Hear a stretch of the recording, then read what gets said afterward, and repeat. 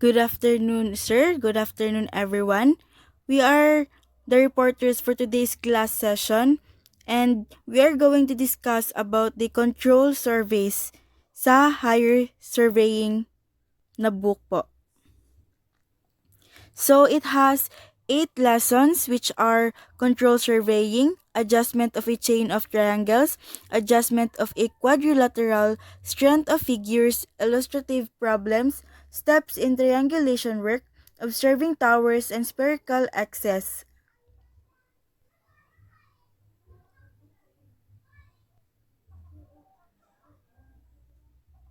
Lesson 20, control surveys. Control surveying is referred to as the determination of the precise position of a number of stations which are distributed over a large area. The establishment the established stations of the system serve as the basis for originating or checking other subordinate surveys for engineering projects such as topographic and hydrographic mapping, planning, design and layout for highways and railroad, and delineation of property or political boundaries. Control surveys can be divided into two general types, which are laid out in the form of nets covering the areas to be surveyed. First is the horizontal control and vertical control. So, sa control surveying, another definition from the internet that yung control surveying daw is a survey that provides horizontal and vertical position data for the support of subordinates surveys or form mapping or if for mapping. Horizontal control surveys over extensive areas generally establish geodetic latitudes and longitudes of stations. Plain rectangular coordinates are subsequently computed from these values. When control surveys are performed on smaller areas, plain rectangular coordinates are determined directly without obtaining geodetic latitudes and longitudes.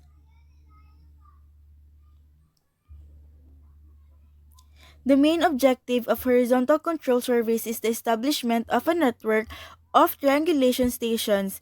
The field procedures used in horizontal control surveys include: number 1, control by traversing. With traversing, a series of horizontal distances and directions are observed to connect points whose positions are to be determined. Number 2, control triangulation. When a large area is to be surveyed and where the methods of traversing will not be expected to maintain a uniform high accuracy over the entire area, triangulation as a form of horizontal control is specified. Control by trilateration.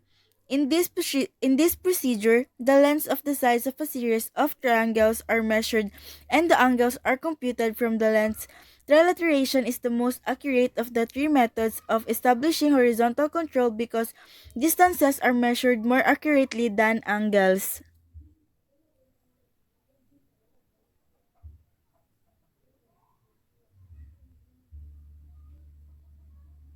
Vertical control surveys. The main objective is the establishment of a network of reference benchmarks. The elevations of these benchmarks are determined usually with respect to mean sea level or some other preferred datum. Vertical control surveys may be run either by barometric, trigonometric, or differential leveling. Next, please. Barometric leveling is well suited for reconnaissance surveys where approximate elevations are required. When stations are located on high and commanding points, trigonometric leveling is often used when transferring elevations from precise leveling circuits to selected triangulation terrain. Next, please. Definition of terms. Number 1, triangulation, a method for extending horizontal control for topographic and similar surveys which require observations of triangular figures whose angles are measured and whose sides are determined by trigonometric computations. Number 2, triangulation system consists of a series of triangles in which one or more sides of each triangle are also sides of adjacent triangles. Number 3, triangulation stations are the vertices of the triangles in a triangulation system. Number 4, baseline, is one of the lines in a triangulation system whose length is precisely measured and its true direction determined by astronomical observations. Number 5, check base, one of the lines in a triangulation system whose length is also precisely measured and may located at regular intervals or at the end of triangulation system. It serves as a check for triangulation computations involving lengths of lines.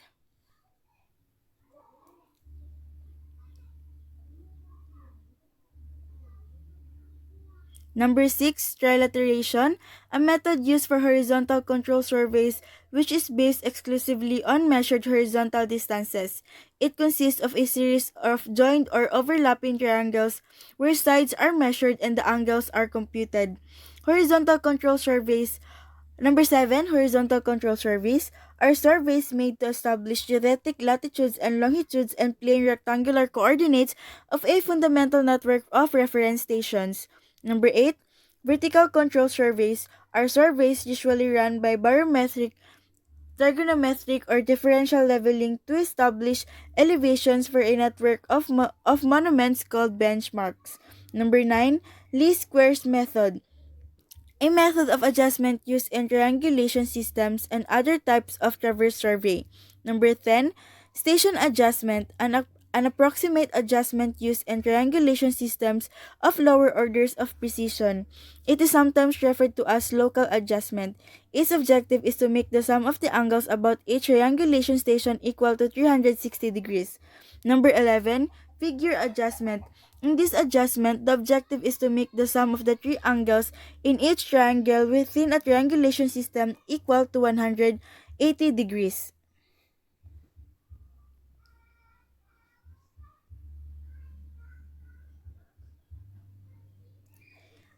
Triangulation. The method of triangulation was earlier adopted because it eliminated the difficulty of measuring long distances, especially over rugged terrain. It is based on the trigonometric precision that if one side and the three angles of a triangle are known, the remaining sides can be computed. Triangulation utilizes geometric figures composed of triangles. The survey stations are points on the ground which define the vertices of triangles, forming parts of quadrilaterals or chains of triangles. Horizontal angles and a limited number of sides are measured. By using the measured angles and the baseline lengths, triangles are solved trigonometrically and positions of stations calculated.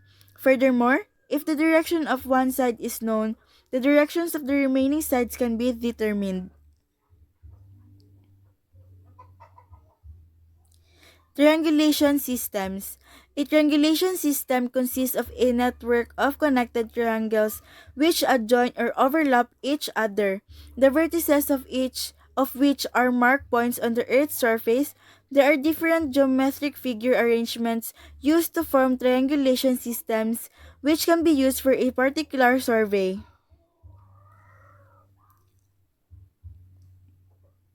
So, ito yung mga example ng triangulation figures, guys, na doon sa binasa ko kanina. So, A is chain of single triangles, B chain of quadrilaterals, C chain of polygons, and D chain of polygons with diagonals.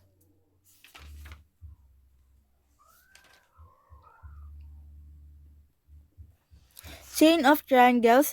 A chain of triangles is the simplest form of triangulation system since it involves a minimum of angular measurements and calculations for the amount of arc covered. So according sa book, guys, this type of triangulation system does not provide the most accurate results because it lacks certain checks to balance small errors which are certain to occur even in the most careful work. Number 2, chain of quadrilaterals. The chain of quadrilaterals is the most commonly used triangulation system. It is best adapted to long and narrow surveys where a high degree of precision is required. Each figure is composed of two pairs of overlapping triangles which gives the maximum opportunity for the distribution of the angular errors. So, although ito daw yung pinaka expensive na system to use, it is still desired because it gives the highest accuracy. So number 3, chain of polygons. This triangulation system is composed of a group of triangles having within it a station which is at a vertex common to all the triangles. It is used when horizontal control is to be extended over a wide area involving a large number of points such as a large triangulation survey for a city.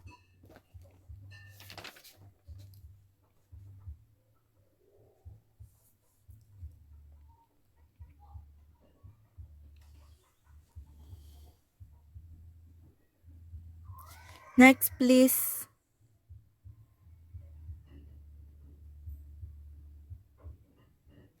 Choice of figure.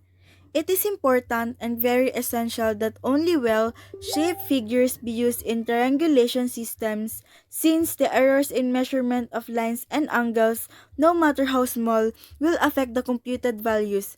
The ideal shaped triangle is equilateral and the ideal shaped quadrilateral is a perfect figures.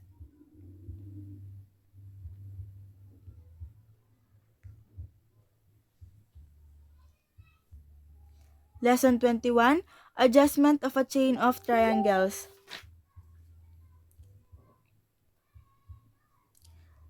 In the adjustment of measured quantities and triangulation, two basic objectives are the removal of inconsistencies and the prevention of error accumulation. The adjustment of triangulation data may be undertaken by the exact method called the method of least squares or by the approximate method. Number 1, method of least squares. Adjustments by least squares is the most frequently used estimation procedure in surveying. This method is based upon the theory of probability and one and is one which simultaneously adjusts the angular and linear measurements to make the sum of the squares of the residuals a minimum. Residuals are the differences between the most probable value and observed values. So, it is useful daw for the determination of the values which is possible to obtain from a given set of measurements and for determining the relative worth of different determinations. So number 2, approximate method. This is a simple and convenient method used for adjusting the angles and sides of triangulation systems which are of lower orders of precision. Geometric consistency is also attained by this method of adjustment and it approximates very closely the results of a least square solution. So, the two steps involved in the adjustment of a chain of triangles using the approximate method are: A is the station adjustment. The objective of this first adjustment is to make the sum of the angles about each station equal to 360 degrees. If the sum of the angles, both interior and exterior, is not equal to 360 degrees, an adjustment is made by determining the difference between 360 degrees and the sum of the measured angles. The resulting difference is then divided by the number of angles about the station and the quantity determined the correction is added algebraically to each angle. So guys, mahaba kasi yung solution nito, nung formula nitong station adjustment.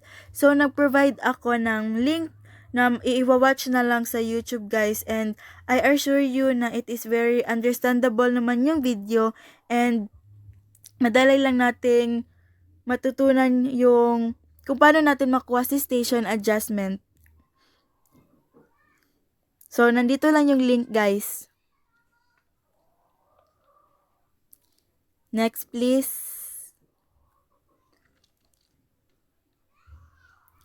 So, B, figure adjustment. This adjustment, which is performed only after station adjustment, uses the values obtained in the first adjustment. It requires that the sum of the angles for each triangle should equal 180 degrees. In the process of adjustment, the three angles of each triangle are added together and their sum is subtracted from 180 degrees. To each of the three angles, one-third of the difference is added algebraically. it is assumed that in both station and figure adjustments, the angles were measured with equal precision. So, same sa station adjustment, guys. Pinrovide ko rin yung continuation ng video na yon kasi nga, di ba sabi dito sa report na gagamitin natin si figure adjustment pagkatapos natin makuha si station adjustment. So, same video guys, same sa pinagkuhanan ko na source. So, nandito lang yung link and very understandable rin yung video na to guys. So, watch lang kayo. So, lesson 22, adjustment of a quadrilateral.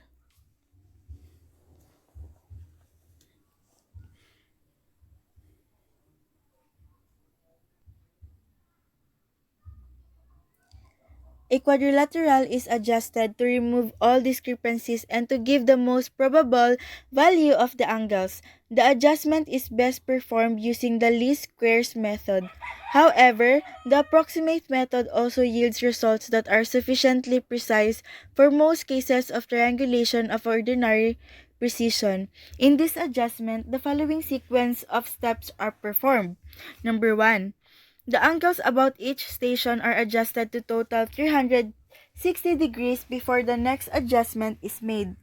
Number 2, the sum of the interior angles of the quadrilateral is adjusted to equal n minus 2 times 180 degrees or 360 degrees. Number 3, the opposite angles at the intersection of the diagonals should also be equal. The values of these angles, which were previously adjusted in the earlier step, are compared and the difference between them is divided by 4 and distributed to the angles. The computed correction is added to the smaller pair of angles and subtracted from the larger pair. Similarly, the other set of angles along the intersection of the diagonals are also adjusted. Number 4, then the trigonometric condition is satisfied by means of computations involving the sines of the angles. The angles are adjusted so that the computed length of an unknown side opposite a known side will be the same regardless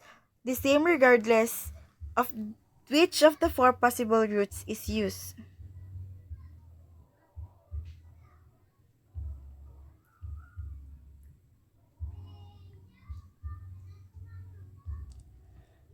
Angle condition equations. In each quadrilateral, 7 angle conditions may be formed. However, if any 3 of these equations are satisfied, the others necessarily follow and therefore only 3 equations are really required. The ones chosen are called the angle condition equations. So, pabalik daw nung una. Okay.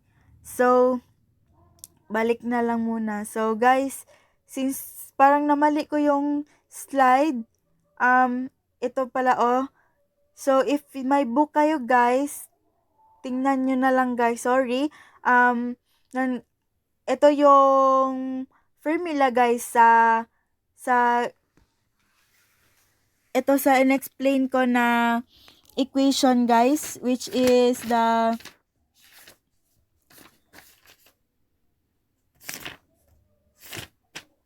angle condition equations.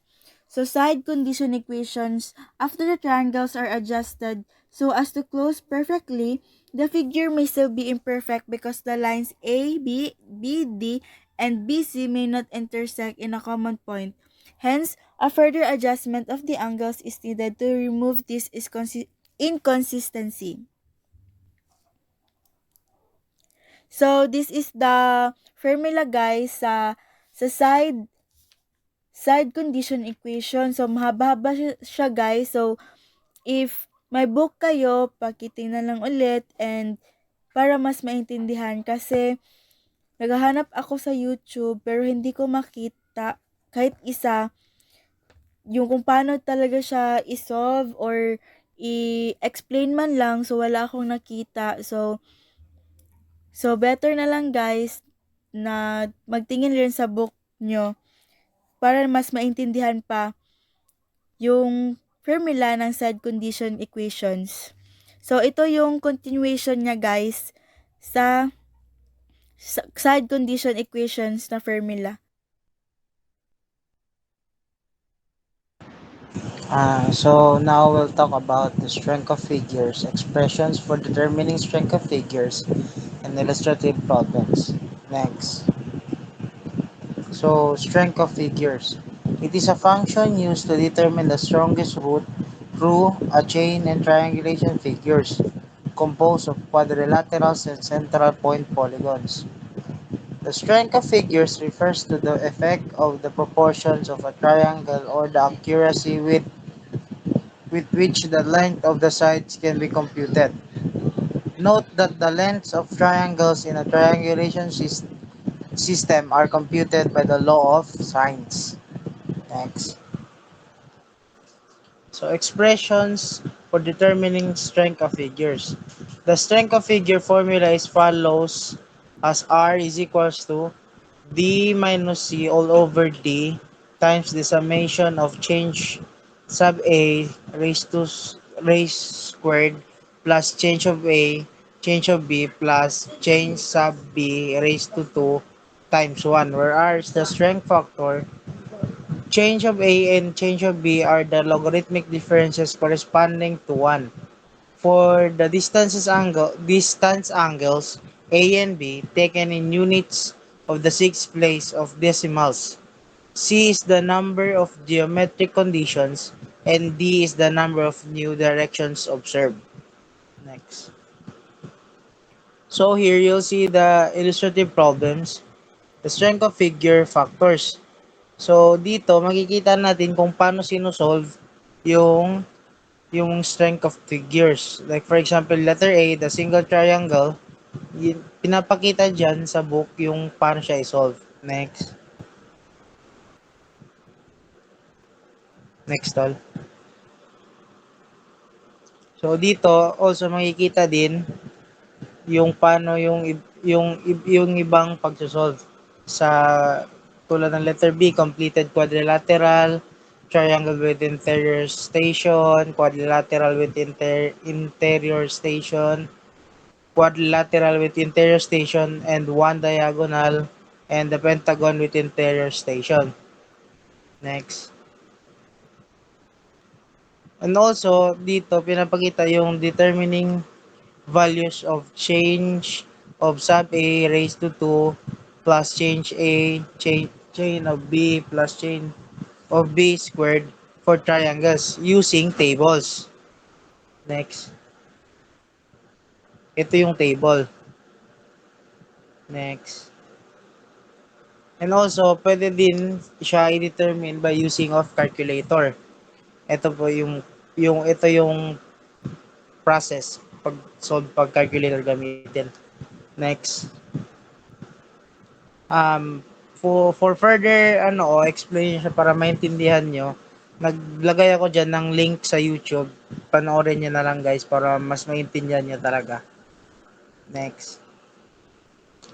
Lesson 25, Steps in Triangulations. So the steps in triangulations follow establishing a triangulation control system area.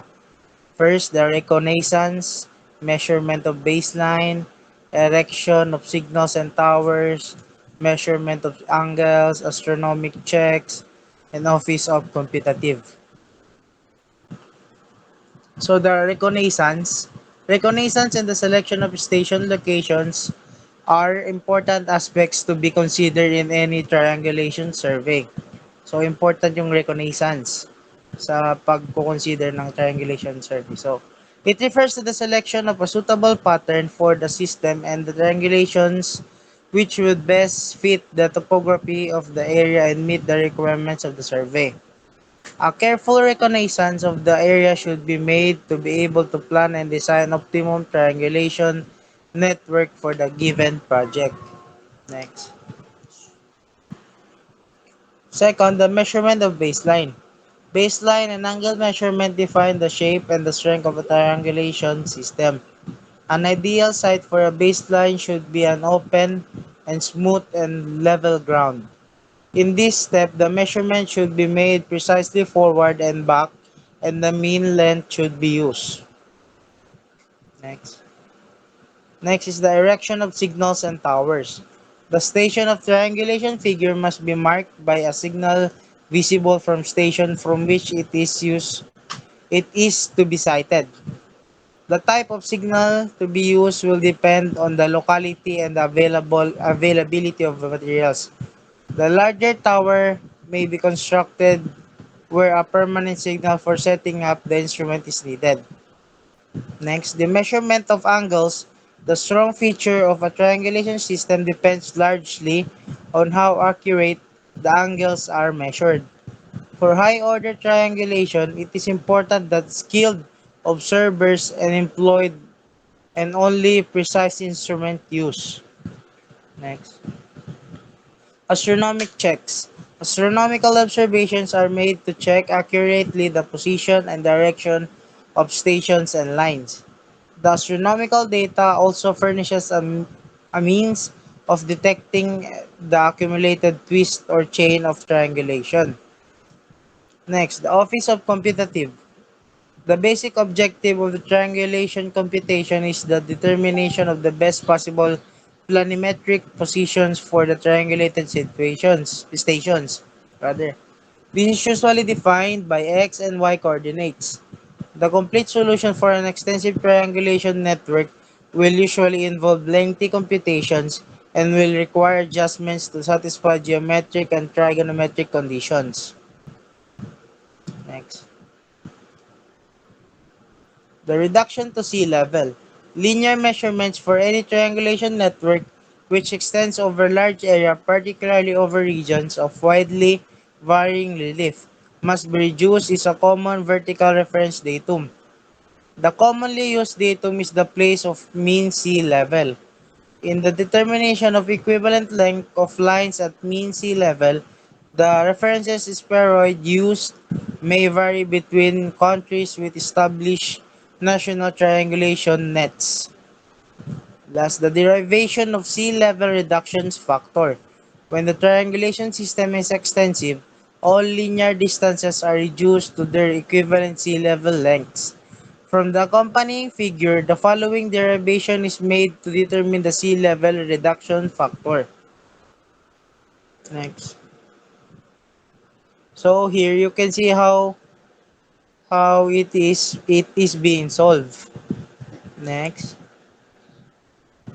And this is the table of the sea level reduction factors. Next. And to further understand and to see how it is being solved, I put the link for you guys to view it. Thank you. Next.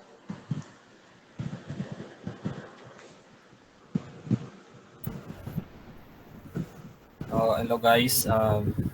We'll tackle about lesson 26 and lesson 27. So control survey.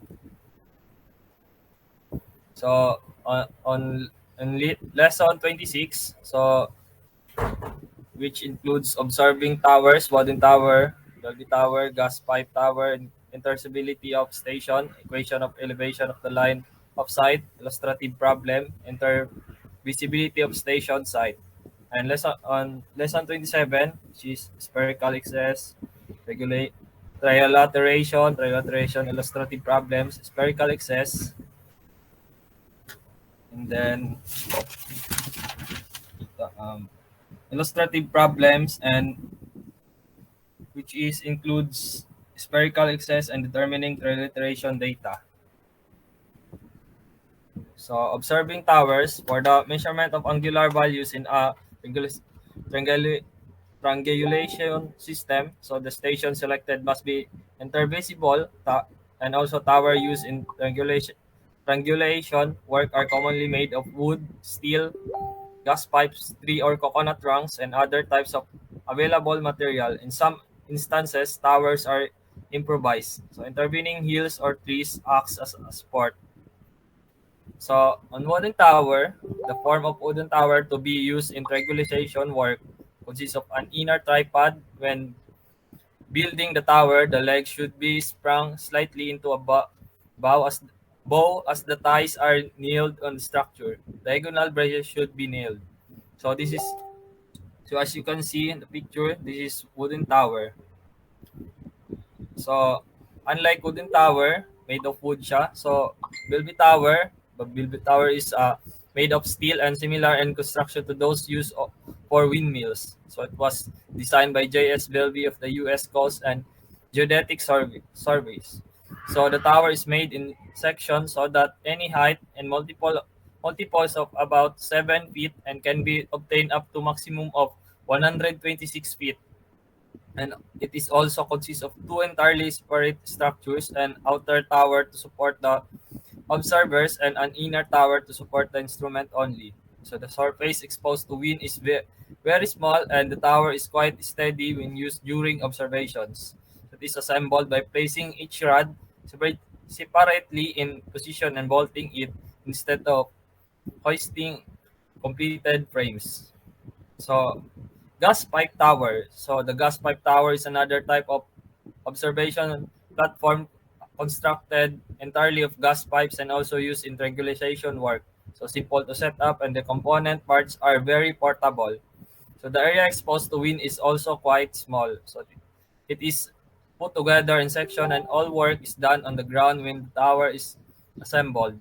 So the upper part of the structure is built first and fastened by means of tackles from the ground. So the next section is the added until the desired height is attained. So this is the intervisibility of station. The next is this is triangulation signal.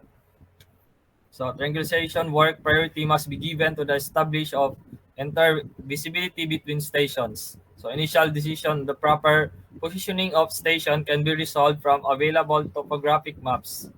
Addition factors affecting station and intervisibility also includes trees along lines of sight and where long lens are involved. The combined effects of Earth curvature and atmospheric refraction. So a visual test should be made by visiting each critical station after a preliminary decision is made on positioning of such stations. So it is always preferable to locate station on highest points in an area. So if necessary, towers should be erected to elevate the instrument person undertaking observations and the targets. So the lines of sight should be kept at least 3 meters above the ground or any other position obstruction and certainly of refraction. So spherical excess. So spherical excess is dependent on the area of the triangle. On the latitude of the vertices is approximately equal to 1 second for every 196 square kilometers. The excess is divided between the three angles of the triangle, the correction being subtracted from the observed values. So this excess is usually so small that except in very large nets, it is often neglected. So the value of spherical excess obtained is used to test the closure of in the field. So before I proceed, so sa last mag-present ako ng video about triangulation signal which is itong topic na to. So I will proceed. So this is the formula which is area over r squared sine O1. So where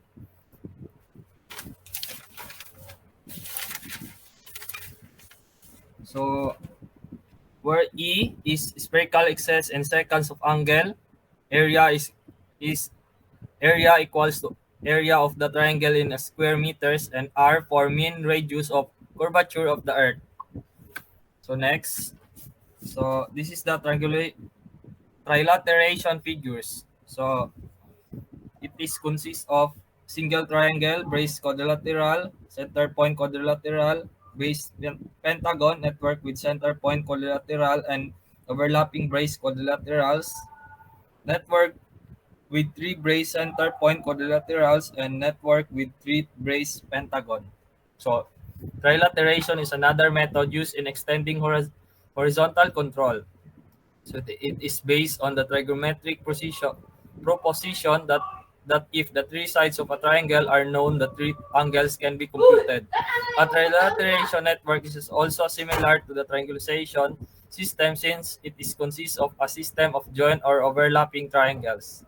The acceptance the acceptance of this method has been due to the significant development and advances made in the recent years with electronic distances measuring EDM instrument. So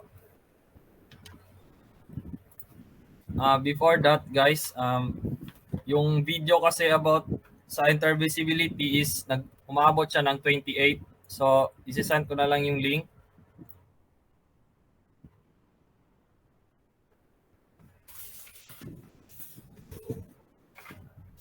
Also yung sa trilateration, yung sa triangle i-represent ko na lang, which is good for 2 minutes to siya.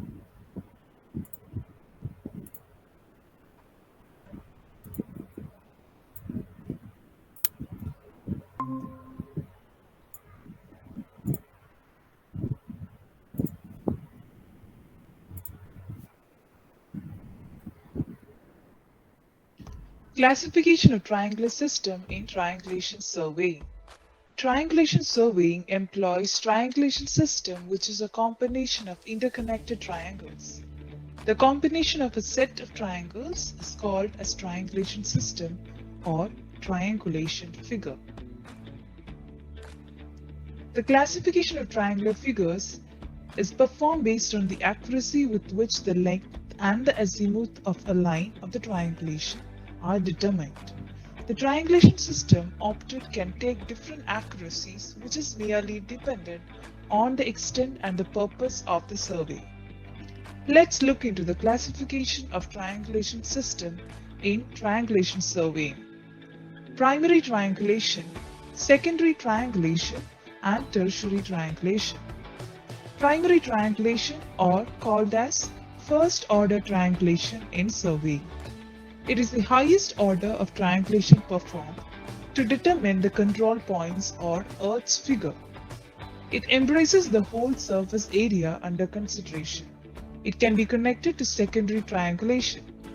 The specifications are shown in the figure where the average triangle closure, if it's a parameter considered, the specification must be less than 1 second.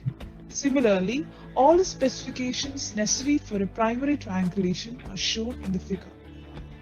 Secondary triangulation or second order triangulation in survey. It consists of number of points fixed within the framework of first order triangulation. Stations are placed close to obtain small sized triangles. The specifications are, for average triangular closure, the specification is 3 seconds. Tertiary triangulation or third order triangulation. It has number of points fixed within the framework of the secondary triangulation. The points are immediate control for the detailed engineering and other surveys. The triangles formed are smaller in size. The instruments used can be moderate precision ones for performing tertiary triangulation. The specifications are, the average triangle closure parameter is 6 seconds. Similarly, all other parameters are shown in the figure. If you like,